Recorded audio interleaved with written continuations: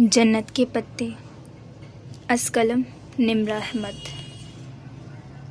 Laptop सामने तकिए पर रखा हुआ था। वो बेड पर कोहनियों के बल औंधी लेटी हुई थी। स्क्रीन की रोशनी उसके चेहरे को चमका रही थी। वो थोड़ी तले हथेली रखे दूसरे हाथ की एक उंगली लैपटॉप के टच पैड पर फेर रही थी। लंबे सीधे सियाह बाल साइड पर पड़े थे।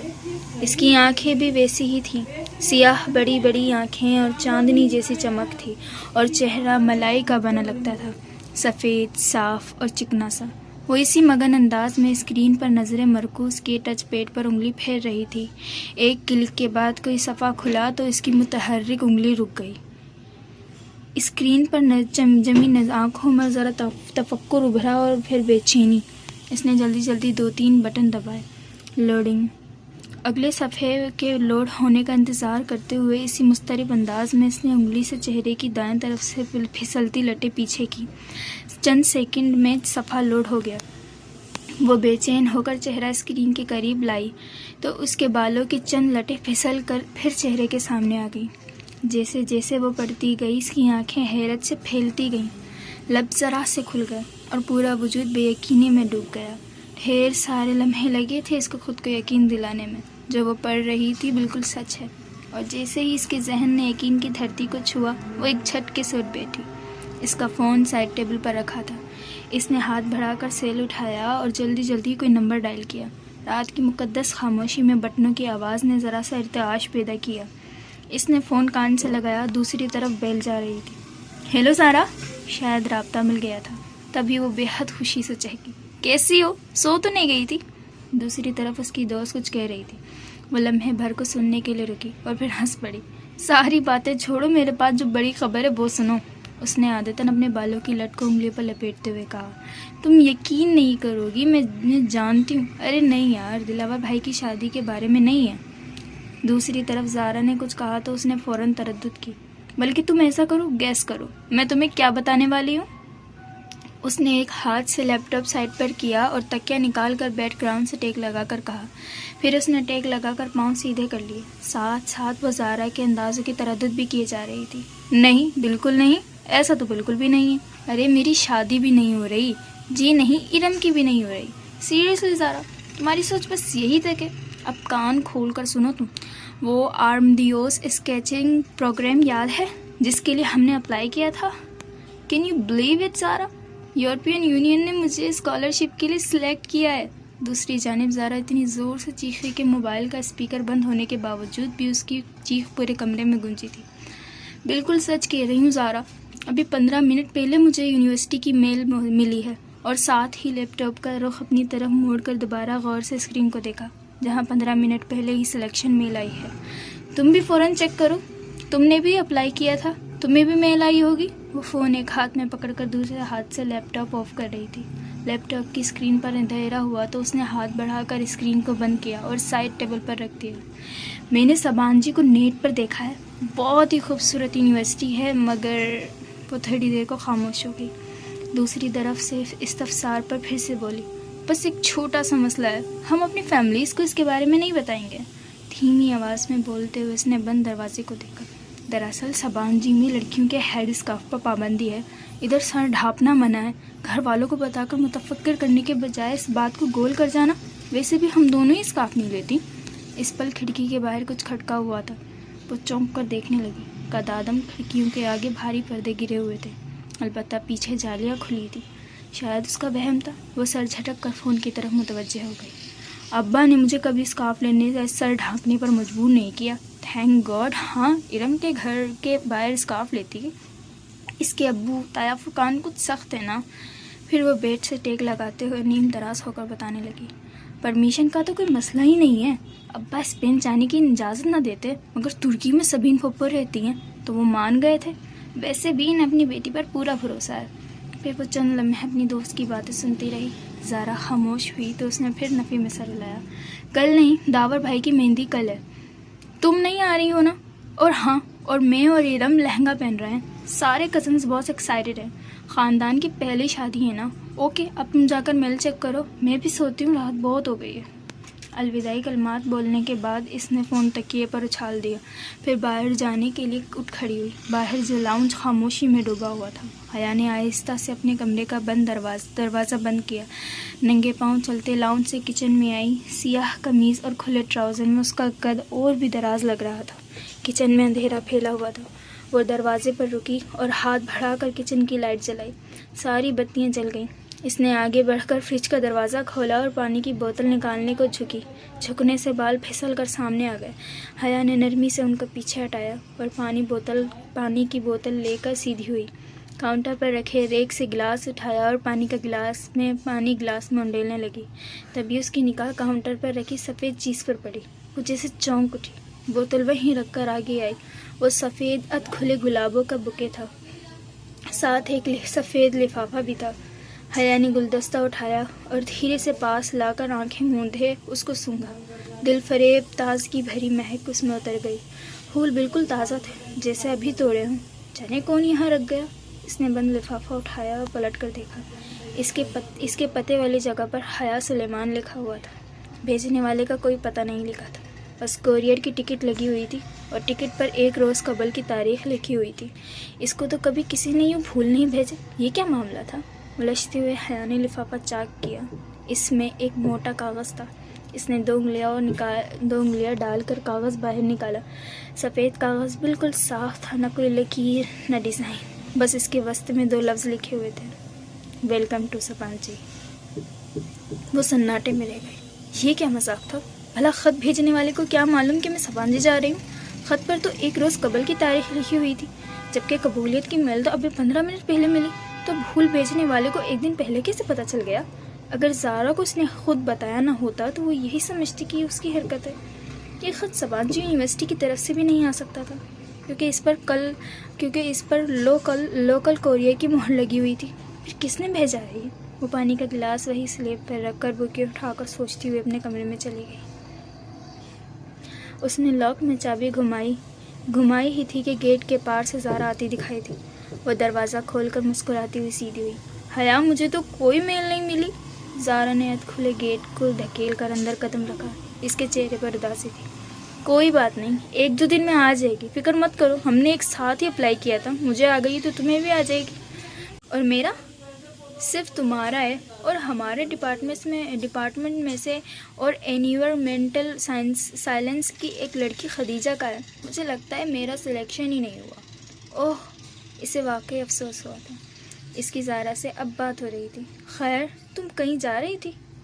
زارا چہرے پر بشاشیت لاتے ہوئے بولی۔ ہاں، مارکیٹ، ارم کے ساتھ۔ کل داور بھائی کی مہندی کا فنکشن ہے نا، لہنگے کے ساتھ کی ہائی ہیلز گم ہو گئی ہیں، شاید کام والی اٹھا کر لے گئی ہے، اب نئے جوتے خریدنے پڑیں گے، تم چلو گی ساتھ؟ اس نے گاڑی پر کونی ٹکاتے ہوئے کہا، اور ہلکی کاسنی لمبی قمیض اور تنگ چوڑی دار پاجامے میں ملبوس تھی۔ قمیض کا دامن ٹخنوں سے ذرا اوپر تھا، ہم رنگ دوپٹہ گلے میں تھا اور بال کمر پر کھلے تھے۔ ہاں چلو، جلدی نکلتے ہیں۔ زارا فوراً تیار ہو گئی اور فرنٹ سیٹ پر بیٹھ گئی۔ ارم کو بھی لینا ہے، حیا نے بیٹھ کر کہا۔ ویسے تمہارے سخت تایا ارم کو تمہارے ساتھ جانے کی اجازت دے دیتے ہیں؟ ارم ان دونوں سے جونیئر تھی اور اس کا ڈپارٹمنٹ بھی دوسرا تھا، سو زارا سے اس کی زیادہ ملاقات نہیں ہوتی تھی۔ اس کی سختی سے اسکارف تک ہے، ایسے ویسے نہیں ہے وہ کار باہر گیٹ پر لے آئی۔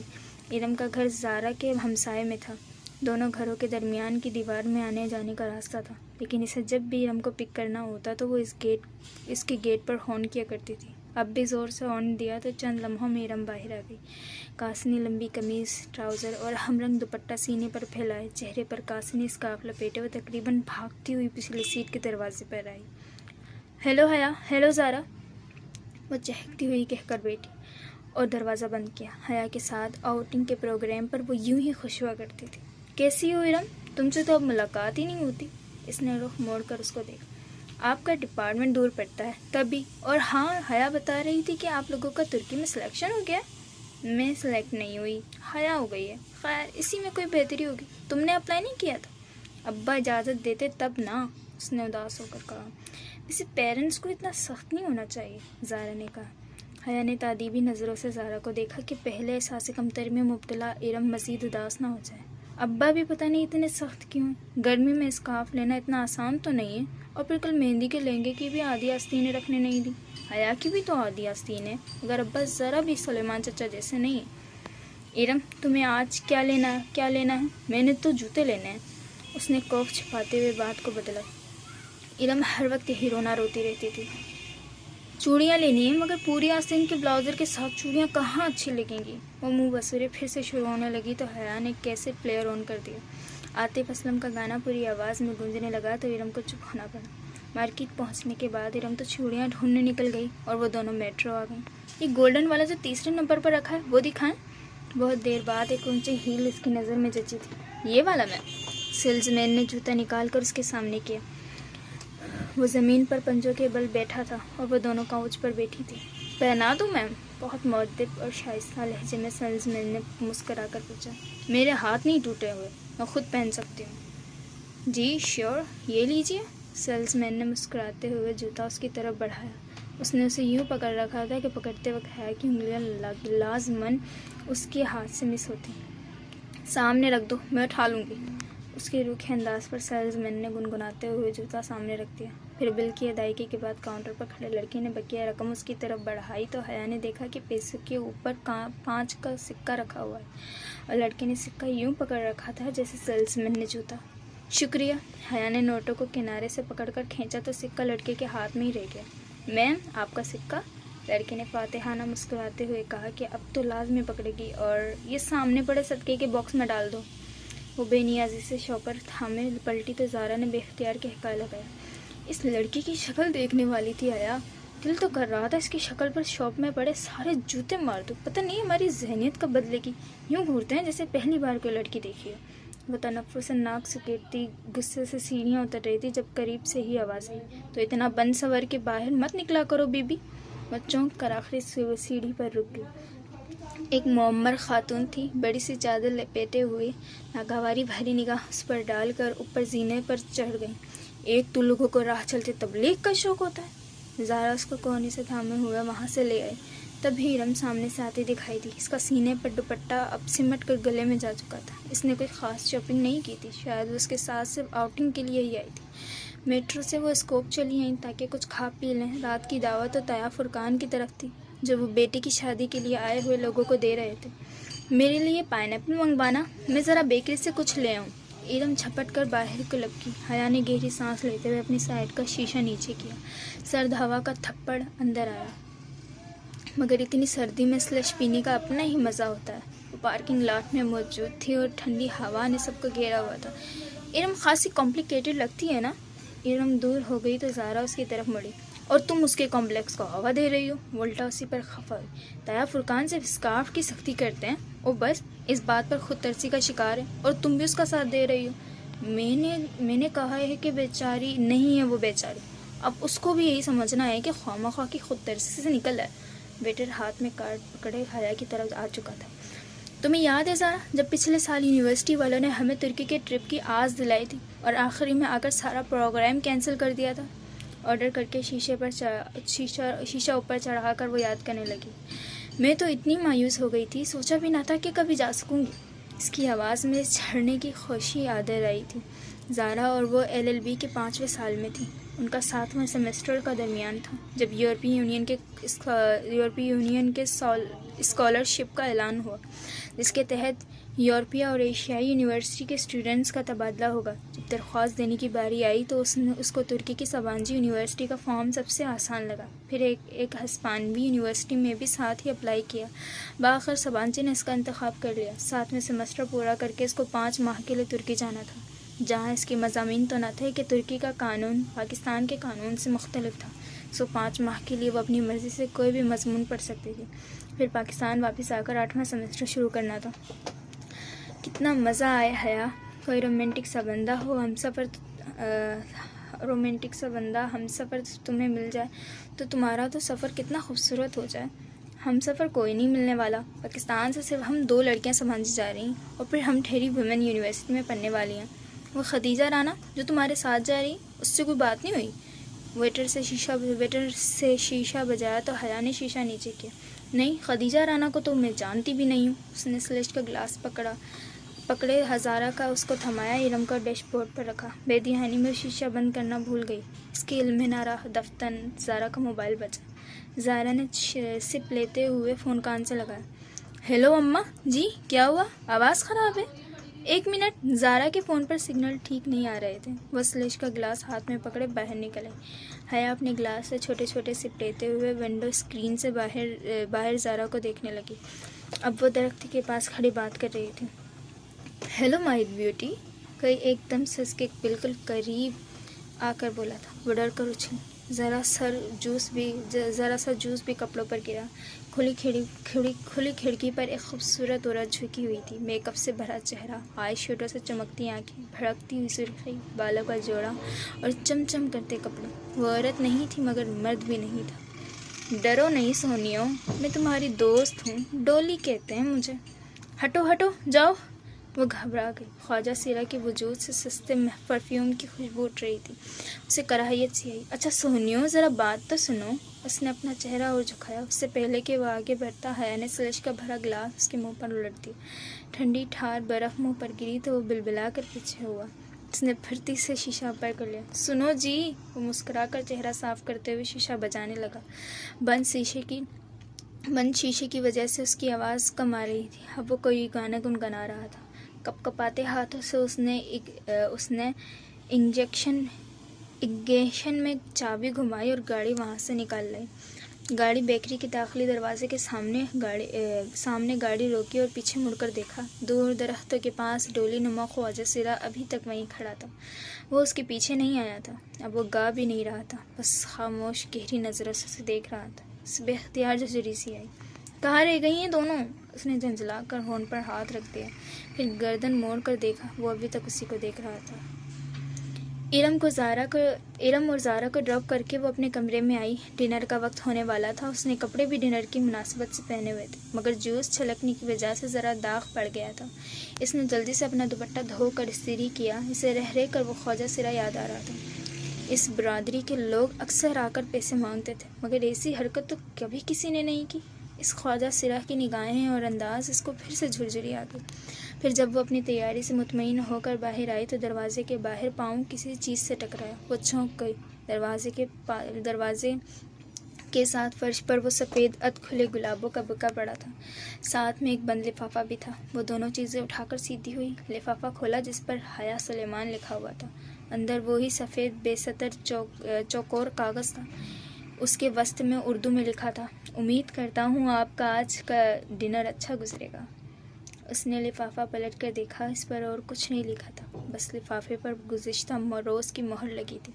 ये कौन था और इसे क्यों फूल भेज रहा था? वो ख़त और बुके कमरे में रख कर नए सिरे से मामले से उलझती बाहर आ गई। ताया फुरकान के घर खूब चहल पहल थी। सब कज़न्स लाउंज में बैठे थे। एक तरफ ख़वातीन खुशगपियों में मसरूफ़ थी, मर्द हजरात यकीनन डाइनिंग रूम में था। इसके ख़ानदान में कज़न्स की बेतकल्लुफ़ी को बुरी नज़र से नहीं देखा जाता था। ताया फुरकान तमाम बहन भाइयों में बहुत सख्त थे और उनकी सख्ती सिर्फ इरम के स्कार्फ लेने और घर से बाहर लड़कों से बात करने तक थी। इरम और बाकी कज़न्स भी घर के कज़न्स के अलावा लड़कों से बात नहीं करती थी। हया और इरम तो पढ़ती भी विमेन यूनिवर्सिटी में थी। हाँ, दूसरे चचा और ख़ुद सुलेमान साहब अपने बच्चों की शादियाँ मिक्स गैदरिंग में करेंगे। इनका ख़ानदान ज़्यादा बड़ा नहीं था। वो लोग 3 भाई और 1 बहन थे। ताया फुरकान सबसे बड़े थे। दाऊद, फ़रख, इरम और समी इनके बच्चे थे। फ़रख मेडिकल कर चुका था और आजकल पॉली क्लिनिक में हाउस जॉब कर रहा था। हया से 3 साल बड़ा था और समी फ़रख से साल भर छोटा था और MBA करके जॉब कर रहा था। सबसे बड़े दाऊद की शादी हो रही थी। फुरकान साहब के बाद सलमान थे। उनकी एक ही बेटी हया और बेटा रोहिल था। रोहिल पढ़ाई के सिलसिले में अमेरिका में होता था। फिर ज़ाहिर चचा थे। उनकी बेटी 2 जुड़वा बेटियां महविश और सहरिश थी। फिर बेटा रज़ा इंजीनियर था। सबसे छोटी बेटी सना A लेवल कर रही थी। इस वक्त रोहिल के अलावा जो कि अमेरिका में था और दाऊद के जो डाइनिंग रूम में था, बाकी सब कज़न लाउंज में बैठे थे। लड़कियां कारपेट पर दायरा बनाकर बैठी थी। इरम ढोलक बजा रही थी। इसका दुपट्टा सर से ढलक कर कंधे पर आ गया था। अगर अभी ताया यहाँ आ जाते तो वो फ़ौरन दुपट्टा सर पे ले लेती। वो महविश सहरिश के साथ सुर मिला रही थी और लड़के ऊपर सोफे पर बैठे उन पर फ़िक्र उछाल रहे थे। Hello everyone. वो सीने पर हाथ बांधे चलती हुई उनके करीब आकर रुकी। सबकी नज़रें उस पर रुकी। सफ़ेद चेहरे के इर्द गिर्द काले बाल और काजल से लबरेज आँखें। वो थी ही इतनी हसीन कि हर उठी निगाह में सताइश उभर आती। कैसी हो हया, कैसी हो? आओ इन लड़कों को हराते हैं, बैठो ना। बहुत सी आवाज़ें उनसे टकराई। इसने कंधे उचकाए और कहा, पहले मैं सायमा ताई की किचन में मदद करूँगी। इसने इरम की अम्मी का नाम लिया था, जिन्होंने इसको आता देखकर फ़ौरन किचन का रुख किया था। सायमा ताई ने यकीनन उसको नहीं देखा था, वरना वो फ़ौरन बुलवा लेती। इरम से ज़्यादा समझदार तो बकौल उनके हया थी। सायमा ताई के पीछे ज़ाहिर चचा की बेगम आबदा चची भी किचन में चली गई। अब सोफे पर हया की अम्मी फ़ातिमा बेगम अकेली बैठी थी। अम्मा, मैं ज़रा ताई अम्मी की मदद करा दूँ? उनको अपनी तरफ देखता पाकर उसने कहा तो उन्होंने इत्मीनान से सर हिला दिया। वो मुतमईन सी आगे बढ़ गई। वो ज़रा हिदारी से गुजरकर किचन के दरवाजे की तरफ बढ़ी। तभी सायमा ताई की तेज़ आवाज़ उसकी समात से टकराई। जैसे मैं जानती ही नहीं ना, ये सारे रंग ढंग किसके हैं? एक मेरे ही बेटे मिले हैं इसको पागल बनाने के लिए। वो बेख्तियार 2 कदम पीछे होकर दीवार से जा लगी। ये सायमा ताई किसकी बात कर रही हैं? तभी मैं कहूँ, भाभी ये रज़ा क्यों हर वक्त हया करता रहता है? ये आबदा चची थी। वो इसके बारे में कह रही थी, पिछली दफ़ा जब हम सलमान भाई की तरफ खाने पर गए तो किस तरह नक्सक सी तैयार फिर रही थी। तब से रज़ा मेरे पीछे पड़ा है कि हया का रिश्ता मांगे। इस लड़की को लड़कों का दिल जीतने का फ़न आता था। कितनी मुश्किल से दाऊद के दिल से इसका ख्याल निकाला था मैंने और फुरकान ने। वो तो अड़ ही गया था कि शादी करूँगा तो हया से, मगर जब फुरकान ने सख्ती की कि ऐसी बेपर्दा और आज़ाद ख्याल लड़की को अपनी बहू बनाकर हमने अपनी आखिरत ख़राब करनी है, तब कहीं जाकर माना है वो। और अब ये फ़र्क को पता नहीं क्या हो गया है। क्या करूँ इस लड़के का? अब वो फिर कील कांटों से लेस होकर आ जाएगी और उसके जाते ही फ़र्क से लगाकर बैठ जाएगा। अब मेरी इरम भी है, मजाल है घर से बाहर सर पर दुपट्टा लिए बगैर निकली। सायमा ताई बहुत फ़ख्र से कह रही थी और वो धुआं होते चेहरे के साथ दीवार से टेक लगाते खड़ी थी। इसे लगा इसने मज़ीद कुछ सुना तो इसके साफ जवाब दे जाएंगे। बदवक्त अपने वजूद को संभालते वो वापस मुड़ी। किसी बात पर हंसते हुए फ़र्क की निगाह उस पर पड़ी तो उसकी राहदारियों से आता देखकर उसकी हंसी रुक गई। वो मुस्कुराया। बहुत मुनासिब सी शक्ल सूरत का था फ़र्क, और टफ रूटीन की वजह से उसका रंग मज़ीद सांवला हो गया था। मगर मसला उसकी वाजिबी सूरत और हया की बेपर्दगी का नहीं था। असल बात सब जानते थे, तो फिर रज़ा और फ़र्क ने ऐसा सोचा भी कैसे? वो एक सपाट निगाह फ़र्क पर डालकर सफ़े पर फातिमा बेगम के साथ आ बैठी। तुम्हें क्या हुआ? कुछ नहीं अम्मा। वो बदवक्त खुद को नॉर्मल कर पाई। वो मुतमईन हो गई तो वो सायमा ताई के बारे में सोचने लगी, जिनका हया मेरी जान कहते मुँह न थकता था, और फुरकान ताया की तो वो बड़ी बेटी थी, मगर इनके दिल में ऐसे ख्यालात थे ये वो गुमान में भी नहीं कर सकते। और वो फूल वो भी फ़र्क या रज़ा ने भेजे थे, मगर जब पहली बार उसको फूल आए थे तो फ़र्क शहर से बाहर था और रज़ा तो इस्लामाबाद में ही था। मगर इनमें से किसी को इसकी सबांजी सिलेक्शन का पता नहीं था। शायद जब वो ज़ारा को फ़ोन पर बता रही थी तब खिड़की के बाहर कुछ खड़का था। वो जो कोई भी था उसने खिड़की के बाहर से सारी बात सुन ली थी और इसने फूलों के साथ ख़त लिख कर रख दिया होगा, मगर कोरियर पर तो एक दिन पहले की मोहर लगी हुई थी। शायद इसने कोई जाली मोहर इस्तेमाल की होगी। मगर इस तरह के झमेलों में फ़ख्र और रज़ा जैसे जॉब वाले मसरूफ़ बंदे क्यों पड़ेंगे भला? इसका दिल कह रहा था कि फूल भेजने वाला कोई और ही है। खैर दफ़ा करो, जो भी हो। इन दोनों का दिमाग तो मैं अभी ठीक करती हूँ। वो तेज़ी से उठकर लड़कियों के ग्रुप की तरफ चली आई। इरम, इसने अपने मखसूस अंदाज में सीने पर हाथ बांधे हुए इरम को मुखातिब किया तो सब रुक कर उसको देखने लगी। क्या तुम लोगों ने सबीन फूफो को शादी का कार्ड भेजा था तुर्की? कुन अखियों से उसने फ़र्क और रज़ा के चेहरों को मानिंद पड़ते देखा।